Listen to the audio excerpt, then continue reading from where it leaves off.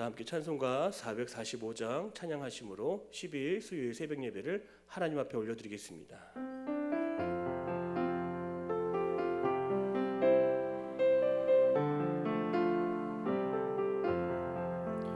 대산을 넘어 험곡에 가도 빛 가운데로 걸어가면 주께서 항상 지키시기로 약속한 말씀 변치 않네. 하늘의 영광 하늘의 영광 나의 맘속에 차고도 넘쳐 할렐루야를 힘차게 불러 영원히 주를 찬양하리. 캄캄한 밤에 달일지라도 주께서 나의 길 되시고 나에게 밝은 빛이 되시니 길 잃어버릴 염려 없네. 하늘의 영광 하늘의 영광 나의 맘속에 차고도 넘쳐 할렐루야를 힘차게 불러 영원히 주를 찬양하리. 광명한 그 빛 마음에 받아 찬란한 천국 바라보고 할렐루야를 힘차게 불러 날마다 빛에 걸어가리. 하늘의 영광 하늘의 영광 나의 맘속에 차고도 넘쳐 할렐루야를 힘차게 불러 영원히 주를 찬양하리. 사도신경으로 우리의 신앙을 고백합니다. 나는 전능하신 아버지 하나님 천지의 창조주를 믿습니다. 나는 그의 유일하신 아들 우리 주 예수 그리스도를 믿습니다. 그는 성령으로 잉태되어 동정녀 마리아에게서 나시고 본디오 빌라도에게 고난을 받아 십자가에 못 박혀 죽으시고 장사된 지 사흘 만에 죽은 자 가운데서 다시 살아나셨으며 하늘에 오르시어 전능하신 아버지 하나님 우편에 앉아 계시다가 거기로부터 살아있는 자와 죽은 자를 심판하러 오십니다. 나는 성령을 믿으며 거룩한 공교회와 성도의 교제와 죄를 용서받는 것과 몸의 부활과 영생을 믿습니다. 아멘. 찬송가 446장 우리 박수하며 찬양합니다.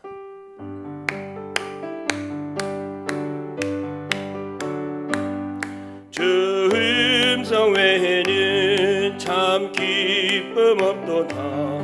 날 사랑하신 주 늘 계시옵소서. 기쁘고 기쁘도다 항상 기쁘도다. 나 주께 왔사오니 복 주옵소서. 나 주께 왔으리 복 주시옵소서.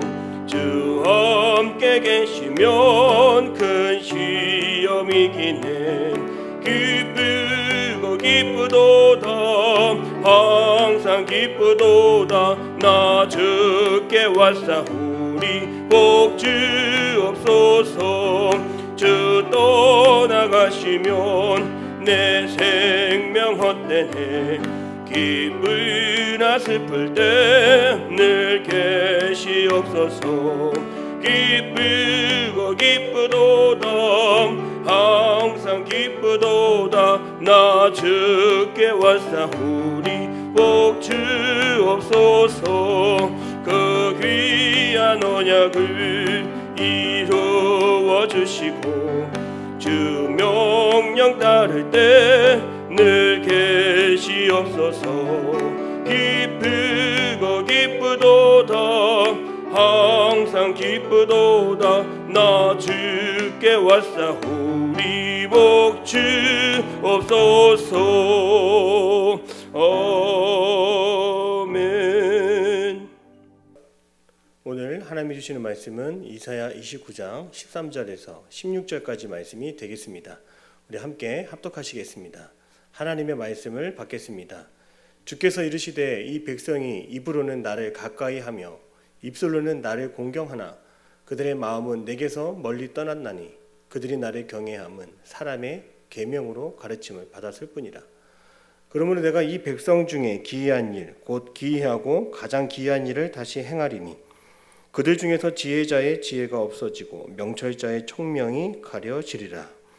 자기의 계획을 여호와께 깊이 숨기려 하는 자들은 화 있을진저 그들의 일을 어두운 데에서 행하며 이르기를 누가 우리를 보랴 누가 우리를 알랴 하니 너희의 패역함이 심하도다. 토기장이를 어찌 진흙같이 여기겠느냐. 지음을 받은 물건이 어찌 자기를 지은 이에게 대하여 이르기를 그가 나를 짓지 아니하였다 하겠으며 빚음을 받은 물건이 자기를 빚은 이에게 대하여 이르기를 그가 총명이 없다 하겠느냐. 아멘. 할렐루야. 오늘도 복된 하루 하나님께서 우리와 함께하여 주시는 줄로 믿습니다. 오늘도 말씀 가운데 하나님의 영이 충만하여 우리의 삶 가운데 언제나 웃음꽃이 피어나는 오늘 하루의 삶이 되기를 주님의 이름으로 축복합니다. 이스라엘은 북이스라엘과 남유다로 나누게 되었습니다. 우리는 이것을 이스라엘의 분열이라고 말합니다. 이 분열이라고 하는 것은 찢어져 나누어지는 것을 의미합니다. 집단이나 단체가 나뉘어질 때 그 이유는 대부분 그들의 생각이 다르기 때문이고 그들의 마음이 갈라졌기 때문입니다. 북이스라엘은 형식적으로 여호와를 믿고 의지하였으나 금송아지를 숭배하고 여호와의 신앙을 완전히 떠나버렸습니다. 뿐만 아니라 남유다는 북이스라엘에 비하면 하나님을 경외한다라고 말할 수 있지만 그들은 성전에서 예배함에도 그들은 외식적이었고 그들은 텅 빈 마음으로 하나님 앞에 나아갔습니다. 하나님은 이 백성들의 마음을 다 알고 있었습니다. 오늘 말씀 13절에 오늘 이렇게 말합니다. 이 백성이 입으로는 나를 가까이 하며 입술로는 나를 공경하는 그들의 마음은 내게서 멀리 떠났나니 그들이 나를 경외함은 사람의 계명으로 가르침을 받았을 뿐이라. 이처럼 13절의 말씀처럼 이스라엘 백성들이 외식하는 행동을 하게 되는 것은 하나님을 경외하는 것이 아니라 그저 계명에만 사람의 가르침에만 순종했기 때문입니다. 하나님의 사랑, 하나님의 은혜보다 하나님의 계명과 행동 강령, 규칙과 그 제도에만 집착했던 결과 그들은 하나님의 심판을 피할 수가 없게 되었습니다. 오늘 우리의 예배를 한번 돌아보기를 바랍니다. 우리가 예배를 드리면서도 사람의 눈치를 보고 있지 않습니까? 사람의 표정을 눈여겨보지 않습니까? 사람의 옷차림이나 더 나아가 사람에게 받는 그 감동을 기대하고 있지 않습니까? 사람들에게서 느껴지는 그 애정을 우리는 애타게 기다리고 있지 않습니까? 애정과 관심, 또 나의 봉사와 수고와 헌신에 대한 사람들의 칭찬과 격려를 기대하며 예배하고 있진 않았습니까? 이러한 것이 우리의 마음에 갈급하게 다가온다면 그것은 온전한 예배자의 마음이 아닌 것입니다. 예배의 대상은 사람이 아닙니다. 예배는 오로지 반드시 하나님이 그 예배를 받으시는 대상이 되며 하나님께만 영광을 올려드려야 합니다. 그것이 예배의 가장 기본이 되고 가장 우선시 되어야 합니다. 만약에 이것이 뒤바뀌게 되면 우리는 우리의 예배를 하나님이 아니라 우리의 만족을 위해 예배를 드리는 것이 됩니다. 유다 백성은 겉으로는 흠잡을 것 하나 없는 신앙생활을 했습니다. 그러나 그것은 이들의 텅 빈 마음을 채우는 것에 불과했습니다. 자기의 의를 드러내고 자기의 열심을 드러내 인정받기만을 원했던 것이죠. 물론 예배를 드리는 형식이나 절차도 중요합니다. 그런데 문제는 형식만 남아있을 때 정말 신앙의 위기가 찾아오는 것입니다. 규정과 규칙과 또 제도와 절차는 비록 겉으로 볼 때 문제가 없어 보이지만 거기에 우리의 마음을 담아내지 못할 때 하나님을 사랑하는 마음이 거기에 없다면 하나님의 친밀한 교제가 거기에 없다면 그것은 아무런 의미 없는 예배에 불과합니다. 이러한 형식적인 신앙은 결코 어떠한 힘과 능력을 발휘할 수 없다는 것을 우리는 알아야 합니다. 성도 여러분, 혹시 우리의 신앙이 이 형식에 갇혀 있지 않습니까? 우리의 신앙이 어떤 행동 양식과 내가 정해놓은 방식, 그 틀에 갇혀 있지는 않습니까? 하나님이 이스라엘 백성에게 요구하신 것은 예배의 절기나 예물이나 봉사 이런 것을 잘 하라고 강조하는 것이 아닙니다. 하나님은 여전히 우리의 마음을 들여다보기를 원하시고 우리의 진정한 마음을 받기를 원하십니다. 이사야 1장 11절에서 12절의 말씀을 보십시오. 하나님은 말씀하시죠. 너희의 재물이 내게 무엇이 유익하느냐? 나는 순염소의 피를 기뻐하지 아니하노라. 이렇게 말씀하셨습니다. 그리고 너희가 드린 예물, 제사 나 기뻐하지 않는다. 나 그것으로 만족해하지 않는다. 너희가 내 앞에 보이려 올 때 너희는 그저 내 마당만 밟고 돌아갈 뿐이다. 이렇게 뼈있는 말씀을 하셨습니다. 이처럼 우리의 예배가 형식적인 예배가 된다면 그저 우리 예배는 성전의 마당만 밟고 돌아가는 그 예배에 불과합니다. 더 깊이 들어가지 못하는 예배인 것이죠. 그러나 우리가 마음을 다하고요, 힘을 다하고 뜻을 다하여 주님만을 간절히 바라는 마음으로 예배하기 시작한다면 우리의 예배는 주님이 계시는 그 지성소까지, 그 깊은 곳까지 들어갈 수 있다는 것입니다. 간혹 우리가 자녀들만 예배를 드릴 수 있도록 우리 부모들이 밖에서 서성거리며 예배를 드리지 않는 모습을 간혹 볼 때가 있습니다. 지금 여러분들은 자녀를 위해서 교회에 나오고 있지는 않습니까? 또 아는 사람을 만나기 위해서, 친목을 위해서 교회에 나오지는 않았습니까? 그리고 함께 모여 친교와 교제만 남는 그런 예배 생활을 우리가 하고 있지는 않았습니까? 등 떠밀려 교회에 나오지는 않았습니까? 성도 여러분, 우리는 지난 3년의 시간 동안 코로나 팬데믹을 경험했습니다. 그동안 우리의 예배가 온라인이라고 하는 그 예배 매체에 갇혀서 형식적인 틀에만 갇혀진 예배로 변하진 않았는지 오늘 여러분의 가정 예배를 돌아보시고 오늘 여러분의 속회 예배를 돌아보기를 바랍니다. 오늘날 우리의 예배를 꼭 점검할 수 있기를 바랍니다. 이제는 정말 형식적인 종교 생활을 뒤로하고 무늬만 남은 예배자가 아니라 하나님을 더 의지하고 하나님의 은혜를 구하고 하나님의 마음을 간절히 사모하여 지성소 안으로 더 가까이 주님의 임재를 경험하는 우리의 예배가 되기를 주님의 이름으로 축복합니다. 우리의 예배가 인생의 수많은 장애들을 뛰어넘고 문지방을 뛰어넘고 마당을 가로질러 주의 보좌 앞으로 담대히 나아가는 우리의 예배가 되기를 주님의 이름으로 축복합니다. 이어서 오늘 14절의 말씀을 보면 유다 백성을 향한 하나님의 말씀이 있습니다. 같이 읽겠습니다. 그러므로 내가 이 백성 중에 기이한 일, 곧 기이하고 가장 기이한 일을 다시 행하리니 그들 중에서 지혜자의 지혜가 없어지고 명철자의 총명이 가려지리라. 오늘 성경에서는 이 기이하다라고 하는 표현이 무려 3번이나 등장합니다. 이 기이하다라고 하는 것은 히브리어로 경이롭다, 대단하다, 즉 구별된 놀라운 일을 표현할 때 사용하는 단어입니다. 하나님이 유다에 행하실 일들이 보통 사람들이 생각하는 수준을 뛰어넘기 때문에 이렇게 말씀하는 것입니다. 간혹 이 기이하다라고 하는 표현은 성경을 볼 때 홍해 바다를 갈라지는 일을 표현할 때, 또 반석에서 생수가 나올 때, 또 구름 기둥과 불 기둥으로 이스라엘 백성들을 인도할 때, 또한 하늘에서 하늘의 만나를 내려주실 때, 그 모든 일을 우리는 성경에서 기이한 일이다 이렇게 표현했습니다. 이스라엘 백성을 살리며 구원하는 역사를 나타낼 때 빠지지 않는 단어가 바로 이 기이한 일이었습니다. 그런데 오늘 이 본문의 말씀에 나오는 이 기이한 일에 대해서는 그 의미가 전혀 다릅니다. 이 기이한 일은 과연 무엇일까요? 오늘 14절의 말씀을 보면 다시 행하리니 라고 하는 단어가 나옵니다. 즉 이전에 있었던 일을 다시 행하는데 그것은 도저히 이스라엘 백성들이 납득할 수 없는 일 가운데 어제 말씀 나눴던 9절에서 12절의 말씀을 살펴본 것과 같이 하나님의 말씀이 들리지 않는 그러한 영적인 기근 상태, 어떠한 하나님의 은혜도 구할 수 없는 그런 상태를 우리는 기이한 상태라고 바라볼 수 있는 것이죠. 실제로 이 기이한 일은 남유다가 바벨론에 끌려가는 상황도 의미하고 있습니다. 그런데 오늘 정말 기이한 것은 무엇보다 하나님의 말씀을 전하는 자나 듣는 자의 지혜와 명철이 완전히 가리워지는 것을 오늘 성경은 의미하고 있습니다. 하나님의 말씀을 통해서 이 시대를 분별하는 지혜가 완전히 사라지는 그 기이한 일이 일어날 것이다. 그렇게 성경은 오늘 말하고 있습니다. 이스라엘 백성에게 지혜와 총명이 다 사라진 영적 어두운 상황이 어떠한지, 어떻게 얼마나 심각한지 이 15절의 말씀을 같이 한번 보겠습니다. 자기의 계획을 여호와께 깊이 숨기려 하는 자들은 화 있을진저 그들의 일을 어두운 데에서 행하며 이르기를 누가 우리를 보랴 누가 우리를 알랴 하니. 영적인 어둠 속에서 이스라엘 백성들은 자기의 생각과 마음, 그 계획들을 숨기고 예배했습니다.